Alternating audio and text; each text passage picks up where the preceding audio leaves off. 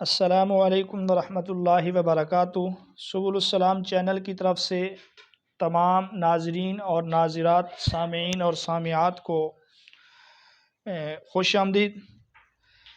جیسا کہ آپ کو معلوم ہے کہ پنجاب پبلک سروس کمیشن کے ذریعے لیکچرر اسلامیات کے انٹرویو کا آغاز ہو چکا ہے، تو آج چند سوالات جو اس وقت تک مجھے ملے ہیں وہ سوال آپ کے سامنے رکھنے ہیں اور ان کے جوابات بھی آپ لوگوں کو بتانے ہیں۔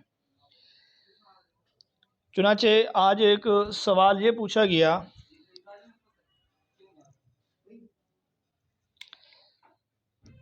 کہ فقہ کی تعریف کریں۔ یہاں آپ ایک بات یہ یاد رکھیں کہ اس وقت جو پینل میں جو لاہور میں انٹرویو ہو رہے ہیں، وہاں ایک چیئرمین ہے PPSC کی طرف سے، پنجاب پبلک سروس کمیشن کی جانب سے، اور دو مضمون کے سپیشلسٹ ہیں جن کو سبجیکٹ سپیشلسٹ کہا جاتا ہے۔ وہ آپ لوگوں سے انٹرویو لیں گے، آپ لوگوں سے سوال کریں گے۔ تو انٹرویو میں آپ لوگ پر اعتماد ہو کے جائیں اور کوشش کریں کہ آپ انٹرویو کروائیں۔ اگر آپ ان کو چھوڑ دیں گے کہ وہ آپ کا انٹرویو لیں تو اس صورت میں ان کے پاس بہت وسیع میدان ہے، وہ آپ کو الجھا سکتے ہیں، مشکل میں ڈال سکتے ہیں۔ انٹرویو ایک فن ہے، ایک مہارت ہے۔ جو لوگ اس میں مہارت رکھتے ہیں تو وہ بہت جلد اور اچھے طریقے سے انٹرویو میں اپنے آپ کو کامیاب کروا لیتے ہیں۔ 8 نومبر 2021 کو میرا انٹرویو ہوا، تو تعارف ہی میں سلیمی صاحب جو اب بھی انٹرویو لے رہے ہیں، تو تعارف ہی میں انہوں نے میری تعریف کر دی اور مجھے کہا کہ آپ کے، چونکہ میں ایز اے نائب خطیب کام کر رہا تھا، تو انہوں نے کہا کہ آپ کے انداز سے، آپ کے اعتماد سے ہمیں لگ رہا ہے کہ آپ خطیب ہیں۔ تو آپ اگر پر اعتماد لہجے سے گفتگو کریں گے اور وہاں ان کو مطمئن کر سکیں گے تو یہ آپ کے لیے بہت زیادہ بہتر ثابت ہوگا۔ چلیں ہم اپنے سوالات کی طرف بڑھتے ہیں۔ تو فقہ کی تعریف کریں، اگرچہ ہم پہلے بھی اس کا جواب دے چکے ہیں۔ تو فقہ کے جو لغوی معنی ہیں وہ ہیں شق اور فتح، یعنی کسی چیز کو پھاڑنا، کسی چیز کو کھولنا۔ علامہ زمخشری رحمۃ اللہ علیہ فرماتے ہیں فقہ کی حقیقت تحقیق و تفتیش کرنا، کھولنا ہے۔ اور فقہ کی جو اصطلاحی تعریف کی جاتی ہے هو العلم بالاحکام الشرعیہ من ادلتها التفصیلیہ، کہ فقہ ایسے فروعی شرعی احکام کا علم جو اس کے تفصیلی دلائل سے معلوم ہو یا تفصیلی دلائل سے اس کو حاصل کیا گیا ہو۔ اب جن صاحب کا یہ انٹرویو ہوا، آپ دیکھ سکتے ہیں کہ اکثر سوال آپس میں ایک دوسرے سے ملتے جلتے ہیں، کیونکہ فقہ کی تعریف میں ادلہ تفصیلیہ کا ذکر ہے، تو آگے ان سے ادلہ اربع کے بارے میں پوچھ لیا گیا کہ ادلہ تفصیلیہ کیا ہیں یا ادلہ اربع کیا ہیں۔ تو ادلہ تفصیلیہ یا ادلہ اربع سے مراد جو ہے 4 ہیں، یعنی قرآن، سنت، اجماع اور قیاس۔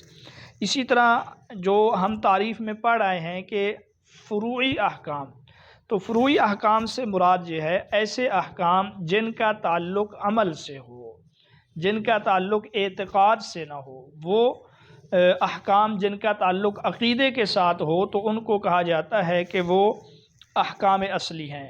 یہاں پہ میں آپ لوگوں کو سمجھانے کے انداز میں بتا رہا ہوں، وہاں پہ آپ سے اس طرح تفصیل میں وہ لوگ نہیں پوچھیں گے، آپ ان کو مختصر طور پہ جواب دیجئے۔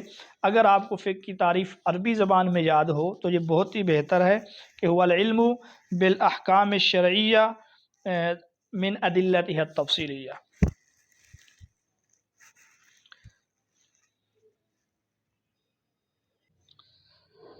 اسی طرح ایک سوال ان سے پوچھا گیا کہ استحسان کسے کہتے ہیں، استحسان کی مثالیں دیں۔ تو استحسان کی کئی تعریفیں کی گئی ہیں، ان میں سے ایک تعریف جو بہت ہی آسان ہے وہ یہ ہے کہ کسی قوی تر دلیل کی بنا پر، یعنی کسی مضبوط دلیل کی بنیاد پر کسی قیاس کو خاص کرنا یا کسی ظاہری قیاس کو چھوڑ دینے کا نام یہ استحسان ہے۔ استحسان کا جو ویسے لغوی معنی ہے وہ ہے اچھا سمجھنا، اچھا جاننا، اور استحسان کی تعریف فقہی اصطلاح میں یہ کی جاتی ہے کہ جو ظاہری قیاس ہو اور ظاہراً قیاس جس چیز کا تقاضا کر رہا ہو، کسی خاص وجہ کی وجہ سے اس ظاہری قیاس کو چھوڑ کر اس کے مخالف کو اختیار کرنے کا نام یہ استحسان ہے۔ عبد الکریم زیدان الوجیز فی اصول الفقہ جو ان کی کتاب ہے، اس میں وہ استحسان کی تعریف امام بزدوی رحمۃ اللہ علیہ کے حوالے سے یہ نقل کرتے ہیں۔ استحسان اسے کہتے ہیں کہ جس چیز کا تقاضا قیاس کرے اس سے عدول کر کے، یعنی اس کو چھوڑ کے اس پر عمل کرنا جو اس سے زیادہ قوی تر قیاس ہو، یا کسی قوی تر دلیل کی وجہ سے قیاس کو خاص کرنے کا نام استحسان ہے۔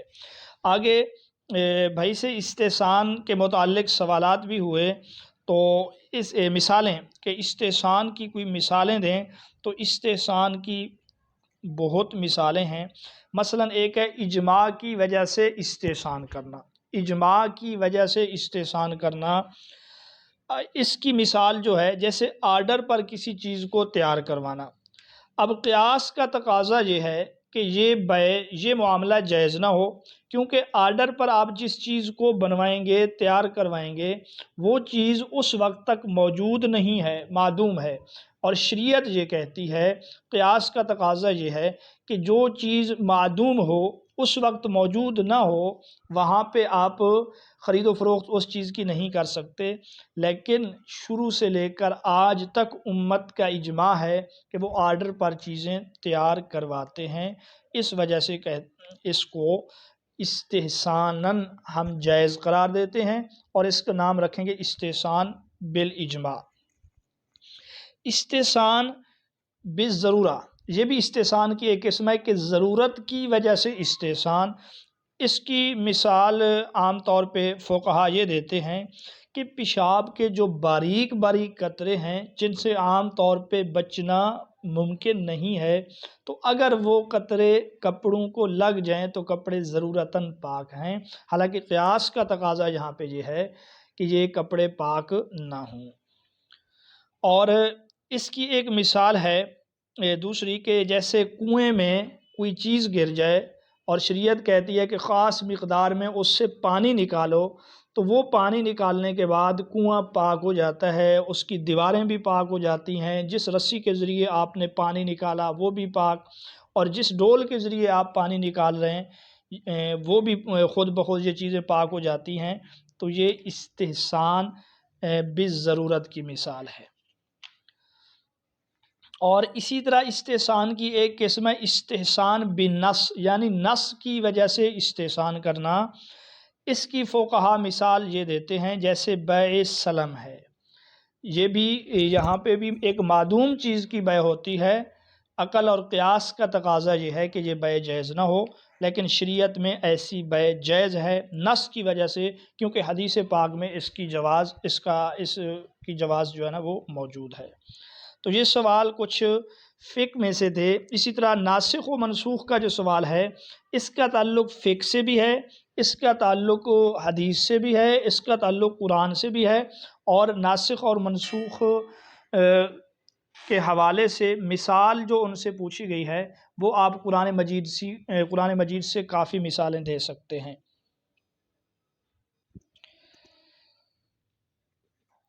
نسخ کے جو لغوی معنی ہیں وہ ہیں مٹانا، ازالہ کرنا، ختم کرنا، کسی چیز کو زائل کرنا، منتقل کرنا۔ اور اس کی جو اصطلاحی تعریف ہے وہ ہے رفع الحکم الشرعی بدلیل شرعی، کہ کسی حکم شرعی کو کسی شرعی دلیل کی وجہ سے ختم کرنا۔ تو یاد رکھیں جس حکم شرعی کو ختم کیا جا رہا ہے اس کو منسوخ کہیں گے، اور جس حکم کے ذریعے اس کو ختم کیا جا رہا ہے اس کو جو ہے نا ناسخ کہیں گے۔ مولانا گوہر الرحمان جو ہیں وہ نسخ کی اصطلاحی تعریف یوں کرتے ہیں کہ ایک حکم شرعی کو اٹھا کر اور ہٹا کر اس کی جگہ دوسرا حکم شرعی نافذ کرنا۔ یہ علوم القرآن ان کی کتاب ہے، اس میں تعریف کرتے ہیں کہ ایک حکم شرعی کو اٹھا کر اور ہٹا کر اس کی جگہ دوسرا حکم شرعی نافذ کرنا یہ نسخ ہے۔ ناسخ منسوخ آیات کی حکمتوں کے بارے میں بھی آپ سے پوچھا جا سکتا ہے، تو اس کی بے شمار حکمتیں ہیں۔ ان میں سے ایک حکمت یہ ہے کہ احکامات کی تبدیلی کی بنیاد پر بندوں کی آزمائش بھی مقصود ہوتی ہے، کہ کون اللہ کے بندے ان کو جو بھی حکم ملے اس کے اوپر عمل کرنے کے لیے تیار ہوتے ہیں، اور کون اس پر عمل کرنے کے لیے تیار نہیں ہوتے۔ جیسے تحویل قبلہ کا جو حکم دیا گیا، اس میں بھی یہی بتلایا گیا کہ یہ ایک آزمائش بھی ہے۔ یہاں ہم ایک مثال پڑھیں گے ناسخ اور منسوخ آیت کی، سورۃ انفال آیت نمبر 65، یہ منسوخ ہے سورۃ انفال کی آیت نمبر 66 سے۔ جو منسوخ آیت ہے اس کا مفہوم یہ ہے کہ آیت یہ ہے، یا ایھا النبی حرض المؤمنین علی القتال ان یکم منکم 20 صابرون یغلبوا 200، کہ اے نبی مومنوں کو جہاد پر ابھارتے رہیں، اگر تم میں سے 20 استقامت رکھنے والے ہوں گے تو وہ 200 پر غالب آئیں گے۔ وَإِن يَكُن مِّنكُم 100، اور اگر تم میں سے 100 آدمی ہوں گے تو 1000 کافروں پر غالب آئیں گے۔ تو یہ آیت ہے سورۃ انفال کی آیت نمبر 65۔ لیکن اگلی آیت سے یہ منسوخ ہے، جس میں اللہ پاک نے یہ بتلایا کہ اللہ نے اب تمہارے لیے آسانی پیدا کر دی ہے، تخفیف اللہ نے اس حکم میں کر دیا ہے، اور اللہ کو معلوم ہے کہ تم میں کچھ کمزور بھی ہیں۔ اب اگر 100 افراد استقامت رکھنے والے ہوں گے تو وہ 200 پر غالب آئیں گے۔ یعنی پہلی آیت میں یہ بتلایا گیا کہ ایک مومن صابر کا مقابلہ 10 سے ہو سکتا ہے، 10 کے برابر ہے، اور پھر اس حکم کو منسوخ کر کے یہ بتلایا گیا کہ ایک مومن 2 کافروں کے مقابلے میں ہے، کیونکہ اب اللہ پاک نے تمہارے لیے آسانی کر دی ہے، نرمی کر دی ہے۔ تو یہ سوالات تھے جن کا تعلق اصول فقہ اور علوم القرآن سے تھا۔ اگلے جو سوال ہیں، بلکہ ایک ہی سوال ہے جابر بن حیان، اور جابر بن حیان کے بارے میں ایک سوال یہ بھی تھا کہ اہل بیت میں سے ان کا تعلق کس کے ساتھ تھا۔ یہ ایک اختلافی مسئلہ ہے کہ یہ امام جعفر صادق رحمۃ اللہ علیہ کے شاگرد تھے یا نہیں تھے۔ بعض لوگ کہتے ہیں کہ جابر بن حیان جو تھے امام جعفر صادق رحمۃ اللہ علیہ کے شاگرد تھے، اور علم کیمیا ان سے سیکھتے رہے۔ تو جابر بن حیان کون تھے؟ تو یہ ایک مسلم سائنسدان گزرے ہیں، ان کی خدمات کے بارے میں پوچھا گیا تھا۔ تو یاد رکھیں جابر بن حیان یورپ کے جو سائنسدان ہیں مغربی ممالک کے، وہ ان کو علم کیمیا کا باوائے آدم کہتے ہیں بالاتفاق طور پہ۔ علم کیمیا میں سب سے پہلے جس نے کام کیا وہ خالد بن یزید ہے، لیکن جن کو زیادہ شہرت ملی، جن کو علم کیمیا کا باوائے آدم کہا جاتا ہے، وہ یہی جابر بن حیان ہے۔ اس کے علاوہ جابر بن حیان کی جو خدمات ہیں وہ بے شمار ہیں۔ مثلا انہوں نے تیزاب کو ایجاد کرنا، یہ دریافت کرنا، یہ بھی انہی کے سر ہے۔ اور اس کے علاوہ بالوں کو خضاب کرنے کے لیے انہوں نے ایک خضاب تیار کیا، لوہے کو زنگ سے بچانے کے لیے انہوں نے چیزیں دریافت کی ہیں، اور بھی کافی جابر بن حیان کی خدمات ہیں۔ قرع انبیق کا موجد اسے کہا جاتا ہے، عمل تصعید کا موجد بھی اسے کہا جاتا ہے، اور وارنش بنانے کا جو طریقہ ہے، موم جامہ جو ہے، یہ بھی جابر بن حیان کے ایجادات میں سے ہیں۔ اسی طرح چیئرمین صاحب نے ان سے ایک سوال یہ کیا کہ حادثات کیوں ہوتے ہیں؟ تو حادثات ہونے کے بے شمار اسباب ہیں، جن میں روڈ بھی ہے، اس میں جاہل قسم کے ڈرائیور بھی ہیں، کیونکہ آج سے پہلے تک آپ کہہ سکتے ہیں کہ جو ڈرائیور ہوتے ہیں وہ اتنے تعلیم یافتہ اور شعور یافتہ نہیں ہوتے۔ اس کے علاوہ آپ دیگر اسباب ان کو بتا سکتے ہیں۔ بہرحال یہ ایک ایسا سوال ہے جس کے بارے میں ایک کو دوسرے کی رائے کا پابند نہیں کیا جا سکتا، آپ اپنی مرضی سے اس کا جواب دے سکتے ہیں۔ اجازت دیجیے، اللہ حافظ۔ اگر آپ ہماری اکیڈمی سے تیاری کرنا چاہتے ہیں تو موسٹ ویلکم، نمبر موجود ہے، آپ رابطہ کیجیے، انشاءاللہ آپ کی تیاری بہت اچھی ہوگی۔